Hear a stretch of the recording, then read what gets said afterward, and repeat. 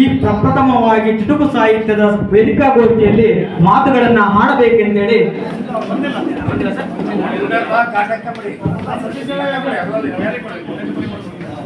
ಮಲ್ಲೇಶಪ್ಪ ಅಧ್ಯಕ್ಷರು ಅಖಿಲ ಭಾರತ ಸಾಹಿತ್ಯ ಪರಿಷತ್ತು ಚನ್ನಗಿರಿಯವರು ಈ ಕಾರ್ಯಕ್ರಮವನ್ನು ಕುರಿತು ಆಶಯ ನುಡಿಗಳನ್ನ ಆಡಬೇಕು ಅಂತ ಹೇಳಿ ಸರ್ ಅಲ್ಲಿ ವಿನಯಪೂರ್ವಕವಾಗಿ ಕೇಳಿಕೊಳ್ಳುತ್ತಿದ್ದೇನೆ.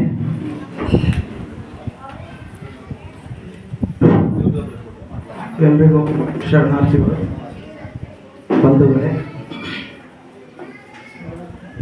ಚನ್ನಗಿರಿ ತಾಲೂಕಿನ ಚುಟುಕು ಸಾಹಿತ್ಯ ಪರಿಷತ್ತಿಗೆ ಒಂದು ಹೊಸ ಆಯಾಮವನ್ನು ಕೊಟ್ಟಂತಹ ನನ್ನ ತನ್ಮಿತ್ರವಾಗಿರ್ತಕ್ಕಂಥ ಗಂಗಾಧರ ಸ್ವಾಮಿಯವರನ್ನು ಸ್ಮರಿಸ್ತಾ ಈ ಸಮ್ಮೇಳನಾಧ್ಯಕ್ಷರು ಸಭಾಧ್ಯಕ್ಷರನ್ನಾಗಿ ಸಿದ್ಧ ಮಾಡಿದ ಸಿದ್ದೇಶ್ವರವರನ್ನು ಆಯ್ಕೆ ಮಾಡಿರ್ತಕ್ಕಂಥದ್ದು ಅತ್ಯಂತ ಔಚಿತ್ಯಪೂರ್ಣ ಅಂತ ಹೇಳಿ ಈ ಸಂದರ್ಭದಲ್ಲಿ ಸ್ಮರಿಸ್ಕೊಳ್ತಾ, ಇವತ್ತಿನ ವಿಷಯ ಇರೋದು ಪತ್ರಿಕಾ ಮಾಧ್ಯಮ ಹಾಗೂ ಸಾಹಿತ್ಯ. ಅದರ ಆಟದ ಪತ್ರಿಕಾ ವರದಿಗಾರರ ಮಿತ್ರರುಗಳು ಇಲ್ಲಿ ಆಸೀನರಾಗಿದ್ದಾರೆ.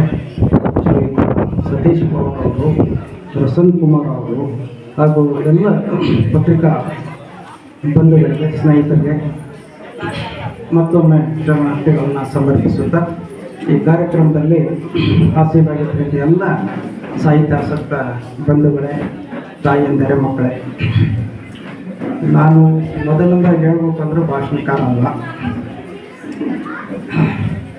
ಗಂಗಾಧರಯ್ಯನವರ ಚುಟುಕು ಸಾಹಿತ್ಯ ಸಮ್ಮೇಳನ ಹೇಗೆ ನಡೆಯುತ್ತೆ ಅಂತ ನೋಡ್ಕೋಬೇಕು ಅಂತ ಬಂದವರು. ಯಾಕಂದರೆ ನಾನು ಒಂದು ಪರಿಷತ್ತಿನ ಅಧ್ಯಕ್ಷ, ತಾಲೂಕು ಶರಣ ಸಾಹಿತ್ಯ ಪರಿಷತ್ತು.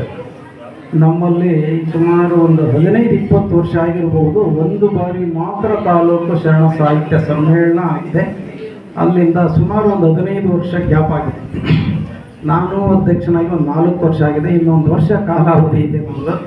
ಹಾಗಾಗಿ ಒಂದು ಕಡೆ ವರ್ಷದಲ್ಲಾದರೂ ಒಂದು ಸಮ್ಮೇಳನ ಮಾಡಬೇಕು ಒಂದು ಅಪೇಕ್ಷೆ ಇತ್ತು. ಅದು ಗಂಗಾಧರಯ್ಯನವ್ರನ್ನ ಯಾವ ಥರ ಮಾಡ್ತಾರೆ ಅಂತ ನೋಡ್ಕೊಳ್ಳೋಣ ಅಂತ ಬಂದಿದ್ದು ನಾನು. ಇಲ್ಲಿ ಬಂದು ನೋಡಿದರೆ ಖಂಡಿತ ಮನಸ್ಸು ಮಾಡಿದರೆ, ಇಚ್ಛಾಶಕ್ತಿ ಇದ್ದರೆ, ಒಬ್ಬ ವ್ಯಕ್ತಿ ನೇತೃತ್ವ ತಗೊಂಡು ಇಚ್ಛಾಶಕ್ತಿಯಿಂದ ಕಾರ್ಯೋನ್ಮುಖನಾದರೆ ಖಂಡಿತ ಸಾಧ್ಯವಾಗುತ್ತೆ ಅನ್ನೋದಕ್ಕೆ ಗಂಗಾಧರಯ್ಯ ಸ್ವಾಮಿ ಅವರು ಒಂದು ನಿದರ್ಶನ, ಒಂದು ಉದಾಹರಣೆ. ಯಾಕಂದರೆ ಇವತ್ತು ಸಂಘಟನೆಗಳು ಏನಾಗಿದ್ದಾವೆ ಅಂದರೆ, ಯಾರು ಮುಂದಾಳತ್ವ ತಗೊಂಡಿರ್ತಾರೋ ಅವ್ರ ಹೆಗಲಿಗೆ ಬರೋಬ್ಬರಿ ಭಾರ ಬಿದ್ದಿರ್ತದೆ. ಅದರ ಅನುಭವ ನನಗೂ ಆಗಿದೆ. ಇನ್ನು ನಮ್ಮ ನಿಕಟಪೂರ್ವ ಅಧ್ಯಕ್ಷರಿದ್ದಾರೆ ಶರಣ ಸಾಹಿತ್ಯ ಪರಿಷತ್ನ ಶಿವಮೂರ್ತಿ ಅವ್ರ ಜೊತೆ, ಅವರು ಒಂದು ಸ್ವಲ್ಪ ಕಾಲ ಅದನ್ನು ಪರಿಷತ್ ಮುನ್ನಡೆಸಿದ್ದಾರೆ. ನಿಜವಾಗ್ಲೂ ಇತ್ತೀಚಿನ ದಿನಗಳಲ್ಲಿ ಸಂಘ ಸಂಸ್ಥೆಗಳಲ್ಲಿ ಯಾರು ಮುಂದಾಳತ್ವ ತಗೊಳ್ತಾರೋ ಅವ್ರಿಗೆ ಜವಾಬ್ದಾರಿ ಬಿದ್ದು, ಆ ನಂತರ ಅದರೊಳಗೇನೆ ಅವ್ರು ಸಾಕಷ್ಟು ನೋವುಗಳನ್ನು